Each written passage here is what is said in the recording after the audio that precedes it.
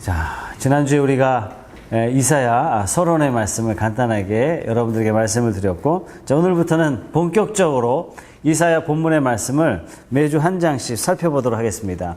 자, 이사야 1장이 이사야 66장 전체까지의 서론이나 마찬가지고, 이사야 1장만 잘 이해해도 이사야 전체를 이해했다고 말씀드릴 수 있을 만큼 이사야 1장은 굉장히 중요합니다. 자, 이사야 1장 이 말씀은 31절까지 되어 있는 이 말씀은 딱 두 가지 주제를 말씀해 주고 있어요. 4절 말씀 다 같이 읽어보죠. 시작. 슬프다 범죄한 나라요, 허물진 백성이요, 행악의 종자요, 행위가 부패한 자식이로다. 그들이 여호와를 버리며 이스라엘의 거룩하신 일을 만홀히 여겨 멀리하고 물러갔도다. 자, 이사야 1장의 가장 중요한 주제는 인간이 하나님 앞에 범죄했다는 얘기예요. 27절입니다. 시온은 정의로 구속함을 받고 그 돌아온 자들은 공의로 구속함을 받으리라. 자, 이사야의 1장의 또 두 번째 중요한 주제는 뭐냐면 너희가 구속함을 받으리라. 인간은 전적으로 부패했어요. 전적으로 타락했어요.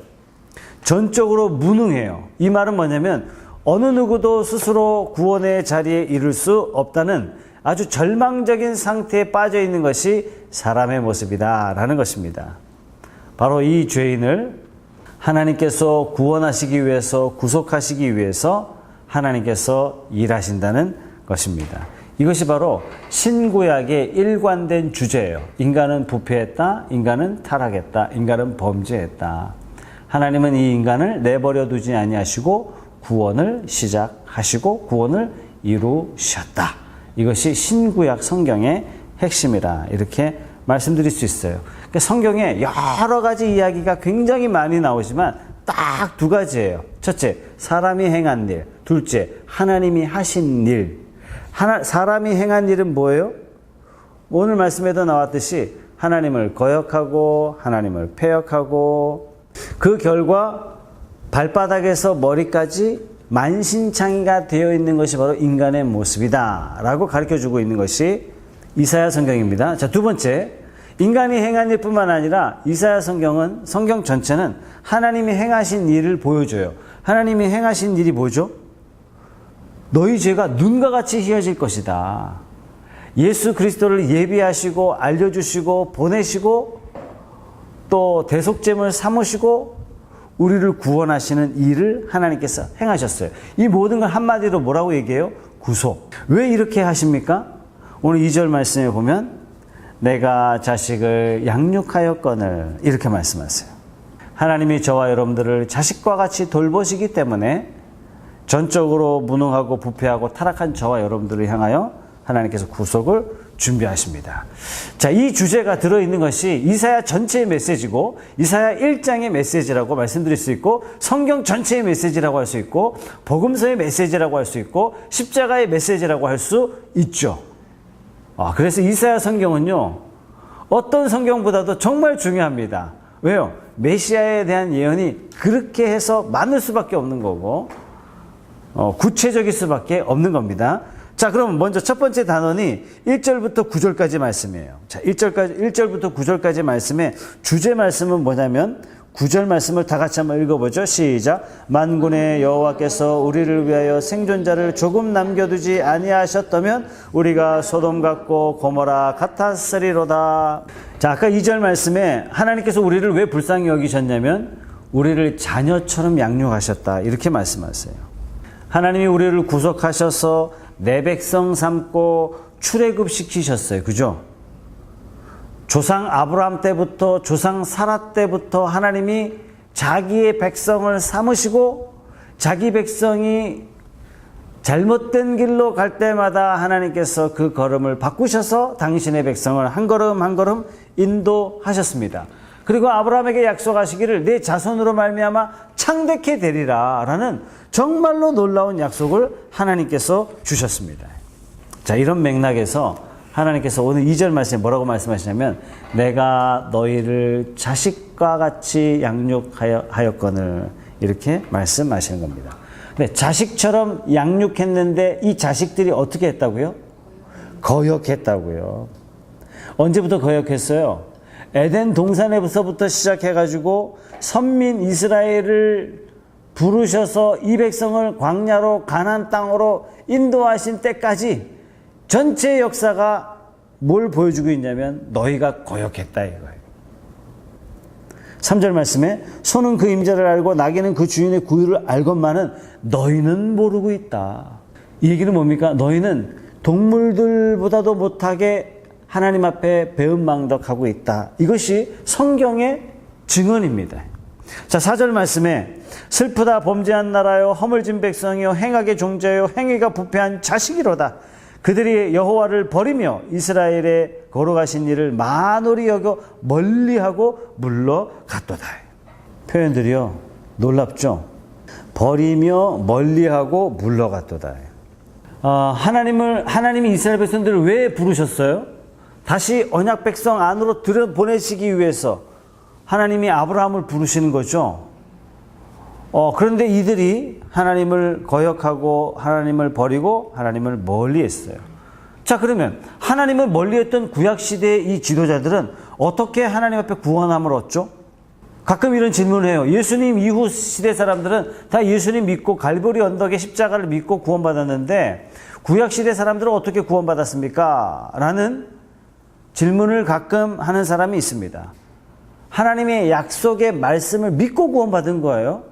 자, 아담부터 아브라함까지는 무엇을 믿고 구원받아요? 원복음. 창세기 3장 15절의 말씀. 여자의 후손이 뱀의 머리를 밟을 것이다 라는 이 약속의 말씀을 믿고 구원을 받고, 그 다음에 아브라함부터 다윗까지는 아브라함에게 주신 약속이 있어요. 아브라함에게 주신 언약을 믿고 구원을 받았고, 다윗부터 예수 그리스도 때까지는 다윗 시대에 하나님이 주신 다윗의 언약을 믿고 구원받았고, 예수님 이후 시대는요 예수님의 십자가를 믿고 구원을 받았다는 사실입니다. 자, 이 사실을 알려주기 위해서 하나님께서 아브라함에게 몸에다가 언약을 새겨주시죠. 이게 할례예요. 뿐만 아니라 모세에게도 제사 제도를 통해서 하나님이 언약의 백성으로 인도하시죠. 믿음이라는 건 뭐냐면 이런 거예요. 이게 어떻게 구원받아요? 믿음으로 구원받아요. 그럼 믿음이 성립되려면 뭐가 있어야 되냐면 조건이 있어야 되는 거예요. 그 조건이 뭐냐면 언약이에요. 하나님께서 뭐라고 말씀하시냐면 아담에게 여자의 후손이 뱀의 머리를 밟을 것이다. 아브라함에게 너 후손을 통해서 천하 만민이 구원을 받게 할 것이다. 다윗을 통해서 네 왕위가 영원하며 한 아들을 보내주겠다. 예수 그리스도를 통해서 하나님께서 모든 백성을 천하 만민을 구원하시는 피의 복음을 완성시키셨습니다. 자, 그러면 믿는다라는 말은 뭐냐면 아브라함 때는 뭘 믿어요? 하나님이 나의 후손을 통해서 천하 만민이 복을 받게 하겠다는 그 약속의 말씀을 믿는 거예요. 하나님의 언약을 믿는 거예요. 믿는다라는 말은 언약이 없으면 믿음이 필요 없는 거예요. 언약이 없으면. 지난번에도 말씀드렸죠. 자전거 사줄게. 기말고사 끝나면 자전거 사줄게. 이렇게 얘기하잖아요. 그럼 아들은 믿어요. 뭘 믿어요? 약속이 있으니까 믿는 거예요. 약속의 주체자인 아버지를 믿는 거예요. 약속이 있으니까. 이와 마찬가지인 것입니다. 자, 5절. 너희가 어찌하여 매를 더 맞으려고 패역을 거듭하느냐. 온 머리는 병들었고 온 마음은 피곤하였으며 발바닥에서 머리까지 성한 것이 없이 상한 것과 터진 것과 새로 맞은 흔적뿐이거늘 그것을 짜며 싸매며 기름으로 부드럽게 함을 받지 못하였도다. 자, 인간이 행한 결과 소망이 없다. 9절 말씀. 만군의 여호와께서 우리를 위하여 생존자를 조금 남겨두지 아니하셨다면 우리가 소돔 같고 고모라 같았으리로다. 이렇게 부패했는데 하나님은 어떻게 하셨다고요? 남겨두셨다고요. 만약에 남겨두지 아니하셨더라면, 하나님이 긍휼을 베풀지 않았더라면 이 백성이 패역하고 거역하고 하나님을 버렸기 때문에 마땅히 소돔과 고모라처럼 완전히 역사에 없어져야 마땅한데 하나님이 어떻게 긍휼을 베푸시고 남겨두셨다는 얘기예요. 자, 그래서 구약의 모든 선지자들의 메시지가 뭐냐면 하나님께서 남겨두셨다. 자, 그러면서 10절부터 새로운 말씀이 시작이 됩니다. 자, 이 10절부터 20절까지 말씀에는요, 18절 말씀이 아주 중요한 말씀이에요. 18절 말씀 시작. 여호와께서 말씀하시되 오라 우리가 서로 변론하자. 너희의 죄가 주홍 같을지라도 눈과 같이 희어질 것이요 진홍같이 붉을지라도 양털같이 희게 되리라. 자, 문제는 여호와를 거역하고 배반하고 하나님을 버렸던, 언약을 버렸던 이 백성들을 이제는 어떻게 할 것인가? 이게 이제 중요한 문제예요. 자, 11절 말씀해 보세요. 여호와께서 말씀하시되 너희의 무수한 재물이 내게 무엇이 유익하냐? 나는 순양의 번제나 살찐 짐승의 기름에 배불렀고 나는 숫송아지나 어린 양이나 수염소의 피를 기뻐하지 아니하노라. 하나님께서 패역한 백성들이 드리는 예배 이제는 싫다, 이렇게 말씀하시는 거예요. 12절 말씀. 너희가 내 앞에 보이러 오니 이것을 누가 너희에게 요구하였느냐? 내 마당만 밟을 뿐이니라. 13절. 헛된 재물을 다시 가져오지 말라. 분향은 내가 가증히 여기는 바요. 월삭과 안식일과 대회로 모이는 것도 그러하니 성회와 아울러 악을 행하는 것을 내가 견디지 못하겠노라.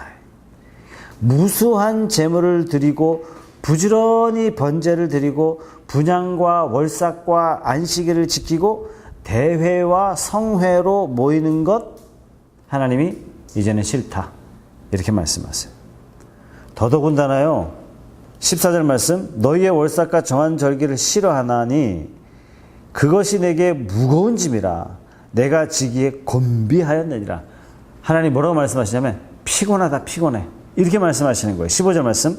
너희가 손을 펼 때 내가 내 눈을 너희에게서 가리고 너희가 많이 기도할지라도 내가 듣지 아니하리니 이는 너희의 손에 피가 가득함이라. 많이 기도했는데도요, 하나님이 듣지 않으신데도요. 이스라엘 백성들이 하나님을 향하여 손을 폈는데도 하나님께서 어떻게 하신다고요? 눈을 가리신다고요. 왜 그럴까요? 왜? 와, 이건 참담한 상황이죠. 선민 이스라엘 백성들이 하나님을 향해도 하나님이 거절하신다는 얘기예요. 왜 그렇죠? 그 답이 1절에서 9절까지 나오죠. 어떻게 해요? 언약을 버렸어요. 하나님을 망각했어요. 하나님을 배반했어요. 언약을 버리고 망각하고 하나님을 버리고 제단만 쌓고 있는 거예요. 이거는 뭐하고 똑같냐면 우상 숭배하고 똑같다라고 하나님이 말씀하시는 거예요. 왜 하나님께서 제사 제도를 만들어 주셨죠?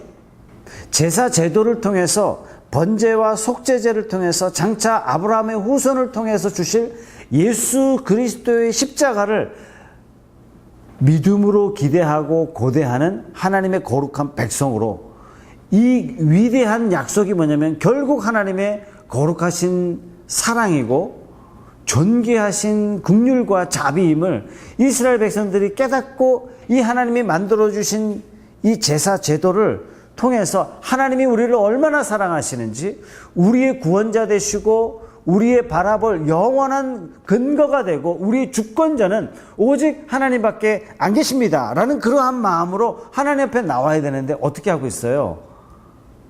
힘 닿는 것만 이방 우상들 뭐 이렇게 의지하고 이방 나라들 의지하고, 여태까지 전통적으로 제사를 드렸으니까, 전통적으로 기도했으니까, 전통적으로 절기를 지켰으니까 이스라엘 백성들이 그런 마음으로 나왔다는 얘기예요. 결국 그게 뭐냐면 너희가 가증한 우상을 섬기는 마음이고 하나님을 버린 마음이고 언약을 잊어버린 것이다. 이러한 예배를 내가 받지 않겠다, 이렇게 말씀하시는 거예요. 자, 우리 시편 50편 한번 말씀을 한번 찾아보겠습니다. 나는 네 재물 때문에 너를 책망하지는 아니하리니 네 번제가 항상 내 앞에 있음이로다. 내가 네 집에서 숫소나 네 우리에서 순염소를 가져가지 아니하리니 이는 산림의 짐승들과 뭇산의 가축이 다 내 것이며 산의 모든 새들도 내가 아는 것이며 들의 짐승도 내 것이미로다. 내가 가령 줄여도 내게 이르지 아니할 것은 세계와 거기에 충만한 것이 내 것이미로다. 내가 숫소의 고기를 먹으며 염소의 피를 마시겠느냐. 그 제사 지내는 이스라엘 백성들이 어떤 마음으로 나와요? 하나님이 양을 원해서 가지고 나왔다는 얘기예요. 하나님이 살찐 소의 맛을 필요로 하니까 하나님이 피맛을 보기를 원하시니까 하나님 이스라엘 백성들이 가져간다는 얘기예요. 아니 이런 제사 제도를 만든 것은 내가 소고기가 필요해서 양고기가 필요해서 짐승이 필요해서 너희들 갖고 와라 말한 게 아니다. 다 너희들을 위한 것이다. 근데 너희가 이 언약을 잊어버렸다는 얘기예요.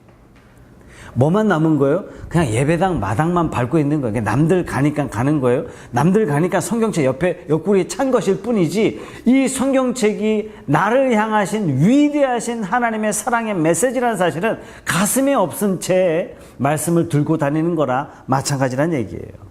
그래서 말라기 시대에 하나님께서 이렇게 말씀하세요. 말라기 1장 8절입니다. 만군의 여호와가 이르노라 너희가 눈먼 희생제물을 바치는 것이 어찌 악하지 아니하며 저는 것 병든 것을 드리는 것이 어찌 악하지 아니하냐. 이제 그것을 너희 총독에게 드려보라. 그가 너를 기뻐하겠으며 너를 받아주겠느냐. 이스라엘 백성들이 제사는 드리기는 드리는데 어떤 제사를 드려요? 형식적인 제사를 드리는 거예요. 제사를 드리면서 정말 중요한 게 뭐냐면 하나님과 맺은 그 언약을 기억하고 하나님이 어떤 하나님이시고 나는 어떤 백성인지 언약 안에 있는 백성임을 깨닫고 언약의 말씀을 따라서 제사를 지내고 절기를 지내고 성회로 모여야 되는데 이스라엘 백성들 마음속에 이 하나님의 언약이 빠져 있는 거예요. 이런 제사 하나님이 받지 않겠다는 얘기예요. 자, 다시 오늘 이사야 1장 11절 말씀으로 돌아오겠습니다. 자, 11절 말씀에 이렇게 말씀하세요. 여호와께서 말씀하시되 너희의 무수한 재물이 내게 뭐가 유익하냐. 이렇게 말씀하신 하나님께서 18절에는 뭐라고 또 말씀하세요? 오라 우리가 서로 변론하자. 너희 죄가 주홍 같을지라도 눈과 같이 희어질 것이요 진홍같이 붉을지라도 양털같이 희게 되리라. 아니 11절 말씀에는 하나님께서 너희가 갖고 오는 재물이 무슨 유익이 있느냐, 다 가져가라, 이렇게 말씀하신 하나님이 18절 말씀에는 오라 우리가 서로 변론하자. 이런 국률의 메시지가 쏟아지고 있습니다. 어떻게 이렇게 돼요? 하나님께서 한 몸 아브라함의 후손을 따른 예수 그리스도를 준비하시고 계신다는 것을 오늘 18절 말씀을 통해서 약속하시고 계신 거예요. 그러나 이스라엘 백성들은 이 메시아 언약을 완전히 잊어버린 채 형식적인 우상 숭배처럼 하나님 앞에 제사 드리고 있는데, 그럼에도 불구하고 하나님께서 이 백성들을 향해서 메시아 언약을 망각했음에도 불구하고 하나님은 부지런히 메시아 언약을 다시 상기시켜 주시고 다시 깨닫게 해주시고 오라 너희가 변론하자. 너희 죄가 주홍 같을지라도 눈과 같이 희어질 것이다 라는 하나님의 이 변하지 않는 사랑을 끊임없이 말씀해 주시고 계십니다. 우리가 하나님 앞에 나올 때 어떤 마음으로 나와야 되냐면 바로 이 메시아 언약을 마음에 담고 하나님 앞에 예배하는 거예요. 메시아 언약을 담고 하나님 앞에 찬양하는 거예요. 그냥 뭐 남들 하니까 찬양하고 남들 하니까 예배하고 일주일에 한 번 하니까 그렇고 한국 교회 전통이라 하고 그런 것이 아니라 우리가 진짜 주님 앞에 나올 때 하나님이 우리를 사랑하사 수천 년 전부터 아브라함에게 약속하셨고 다윗에게 약속하셨고 그 약속하심이 끝끝내 인간의 수많은 범죄 가운데서도 하나님의 사랑은 변하지 아니하시고 신실하게 이루셔서 갈보리 언덕에 하나님이 속죄의 양을 영원히 올려놓으심으로 저와 여러분들이 하나님을 배반하는 중에 우리가 구원받았어요. 하나님을 거역하는 중에 구원받았어요. 하나님을 버린 중에 우리는 구원받았어요. 우리가 이 하나님의 크신 사랑에 얼마나 놀라운지 깨닫고 그러한 마음을 붙잡고 예배하고 그러한 마음을 붙잡고 찬양하는 그러한 백성이 되어야 할 줄로 믿습니다. 그러니까 기도도 그러한 마음에서 하는 거죠. 이런 언약의 백성으로 우리를 삼아주시고 우리를 사랑하시고 은혜를 베푸시고, 그래서 바울 사도는 초대교회에 뭐라고 이야기했냐면 탐심은 우상숭배니라. 예배드릴 때 어떤 마음으로 예배드려요? 단지 복 받으려고. 예배드릴 때 어떤 마음으로 예배드려요? 단지 돈 벌려고. 그런 욕심을 가지고 너희가 하나님 앞에 나온 그 자체는 마치 이사야 시대에 어리석은 백성들이 하나님을 마음에 버리고 언약을 기억하지 않고 단지 형식적으로 제사만 지냈던 그들 백성하고 다를 게 뭐가 있느냐. 그거는 우상숭배다. 그래서 골로새 교회를 향해서 아주 단호하게 탐심은 우상숭배니라 이렇게 말씀하시고 있는 거죠.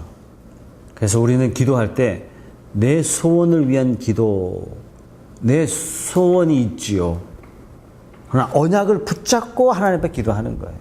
금식하며 철야하지만 금식하며 철화하는 것도 우리를 구원하시고 사랑하신 그 큰 사랑에 못 이겨 그 하나님 앞에 감사하며 감격하며 그 하나님 앞에 구별된 성도로서 살지 못하는 안타까운 마음을 가지고 통회하며 하나님 앞에 나오는 마음으로 그럼에도 불구하고 우리를 실어버리지 아니하시고 이스라엘의 남은 자와 같이 우리를 남겨두셔서 그리스도의 그 크신 사랑 안에 넣으셔서 이 땅에 사는 동안에 우리가 하나님과 동행하며 살아가도록 우리를 부르신 그 하나님을 찬양하며 우리가 기도하고 찬양하고 말씀 앞에서는 그러한 백성이 되어야 할 줄로 믿습니다. 예. 자, 19절 말씀에 너희가 즐겨 순종하면 땅의 아름다운 소상을 먹을 것이요 너희가 거절하여 배반하면 칼에 삼켜 지리라 여호와의 입에 말씀이니라. 자, 그러면서 하나님께서 뭐라고 말씀하시냐면 순종과 거절, 불순종과 순종을 19절, 18절 말씀에 딱 보여주시죠. 자, 21절 말씀에 신실하던 성읍이 어찌하여 창기가 되었는고 정의가 거기에 충만하였고 공의가 그 가운데 거하였더니 이제는 살인자들 뿐이로다. 자, 여기서 신실하던 성읍은 아마도 예루살렘을 말씀하시죠. 그죠? 이 신실하던 성읍이 살인자가 되었대요. 이 신실하던 성읍이 살인자가 되었다는 말씀은 뭐냐면 하나님과의 관계가 너희가 깨졌다는 말씀이에요. 예루살렘을 향해서 우리가 어떻게 찬양해요? 시편에는 터가 높고 아름다워 온 세상의 기쁨 이렇게 우리 찬양하잖아요. 예루살렘이란 터가 높고 아름다워서 온 세계가 즐거워함이요. 왜요? 그 예루살렘에 뭐가 서요? 하나님과 우리 사이에 막혔던 장막을 허무실 예수 그리스도의 십자가가 서기 때문에 온 세계가 예루살렘을 바라보면 뭐 한다고요? 즐거워한다고요. 이 시편의 노래예요. 큰 왕의 성 곧 북방에 있는 시온산이 그러하도다. 메시아가 이 땅에 오셔서 이루시게 될 그 회복, 그 영광스러운 도시, 그 도시가 어떤 도시냐면 바로 예루살렘이란 얘기예요. 그런데 이 예루살렘이 어찌 창기가 되었느냐? 하나님께서 이렇게 물어보시는 거예요. 자, 창기란 뭐죠? 자기 남편 버리고 다른 남자와 행음하는 여인을 창기라고 하잖아요.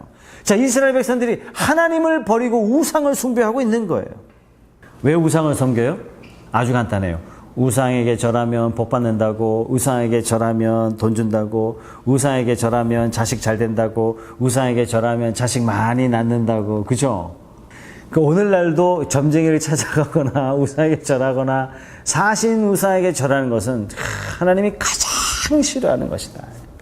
자, 22절 말씀에 내 은은 찌꺼기가 되었고 내 포도주에는 물이 섞였도다. 내 고관들은 패역하여 도둑과 짝하며 다 뇌물을 사랑하며 예물을 구하며 고아를 위하여 신원하지 아니하며 과부의 송사를 수리하지 아니하는도다. 왜요? 왜 이런 일이 벌어지죠?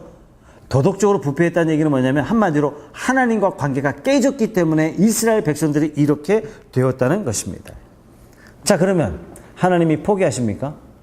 24절의 말씀, 그러므로 주 만군의 여호와 이스라엘의 전능자가 말씀하시되 슬프다. 내가 장차 내 대적에게 부응하여 내 마음을 편하게 하겠고 내 원수에게 보복하리라. 자, 이스라엘 백성들이 장차 아수르 제국에 멸망당하고 북이스라엘이 BC 722년에 BC 587년에 바벨론에 의해서 유다 왕국이 멸망을 당하죠. 자, 이것을 하나님께서 말씀해 주시고 계시는 겁니다.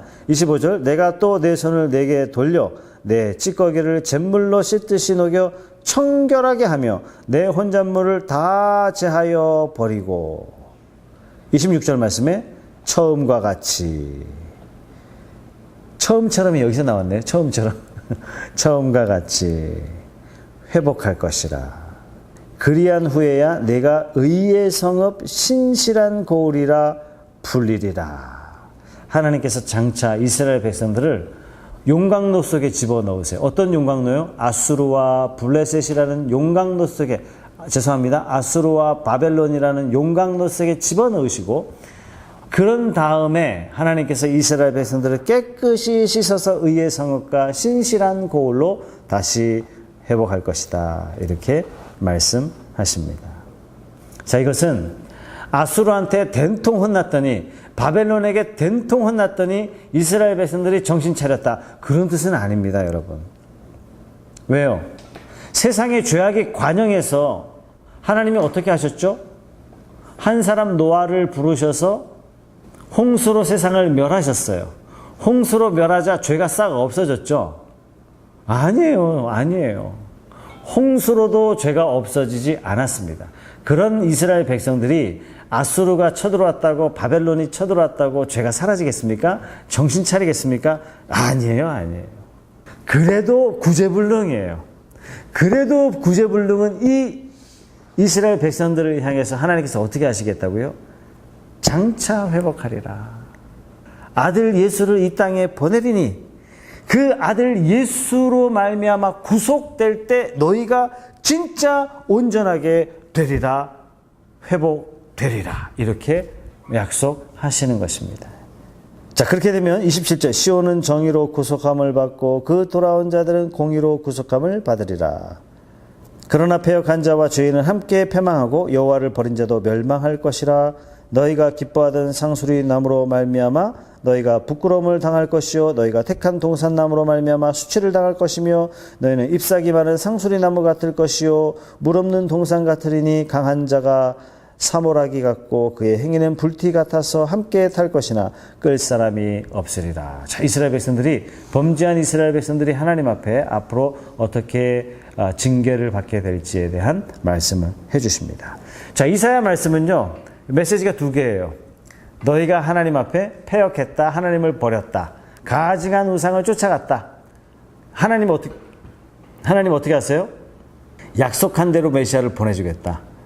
너희 죄가 주홍 같을지라도 흰눈같이 될 것이다. 너희가 진홍같이 붉을지라도 양털같이 희게 되리라. 이것이 이사야 말씀 1장 말씀의 핵심이고, 이사야 전체의 핵심이고, 신구약 성경 전체의 메시지가 되는 것입니다. 기타 종교는요, 자기가 열심히 노력해야 돼요. 자기가 공을 쌓아야 돼요. 그러나 기독교는 하나님 앞에서 인간이 쌓을 공이 아무것도 없다예요. 인간은 전적으로 타락했다예요. 인간이 할 수 있는 건 아무것도 없다예요. 이 말은 뭐냐면, 우리는 구제불능이구나, 여기서 맞춰지는 것이 아니라 하나님께서 뭐라고 말씀하시냐면, 그래서 내가 다 해줄게. 이것이 바로 기독교예요. 불교는 인간이 다 해야 돼요. 이슬람도 자기가 다 해야 돼요. 모든 종교는 다 자기가 다 해야 되고, 다 자기가 공을 쌓아야 돼요. 자기가 다 자기 것을 다 내놔야 돼요. 다 헌신해야 돼요. 기독교는 틀려요. 하나님께서 다 하겠다. 그 기독교인이 헌신하는 건 뭐예요? 하나님이 다 헌신하셨으니 우리가 어찌 가만히 있을 수 있겠습니까? 우리는 기뻐서 헌신하겠습니다. 우리의 구원이 너무 놀라워서 하나님 앞에 헌신합니다. 이것이 바로 기독교인 것입니다. 이 이사야 말씀을 묵상할 때마다, 와, 어떻게 하나님 이렇게 죄를 낱낱이 이렇게 고발하시는가, 여기서 마치지 말고 그 이면에 이 죄인이, 어찌할 수 없는 이 죄인을 위하여 하나님께서 하나들 그리스도를 예비하시고 그를 통하여 모든 죄를 흰털같이, 흰눈같이, 양털같이 우리를 새롭게 하시고 회복하실 그 하나님을 얼마나 놀라우신가를 마음속으로 깊이 찬양하며 경배하는 저와 여러분들이 다 되시기를 바랍니다.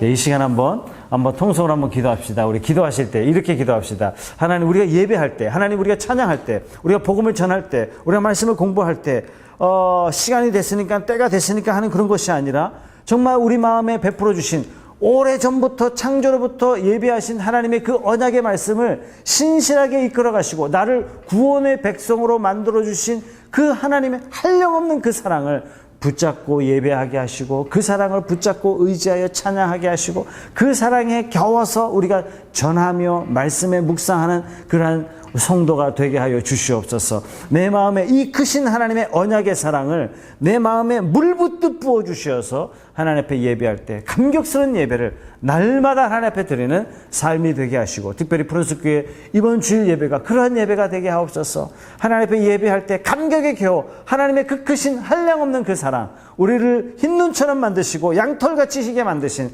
하나님의 조건 없는 그 사랑 앞에 우리가 감격하며 화답하며 나아가는 그런 귀한 예배가 되게 하여 주시옵소서. 다 같이 한번 부르짖어 기도하겠습니다.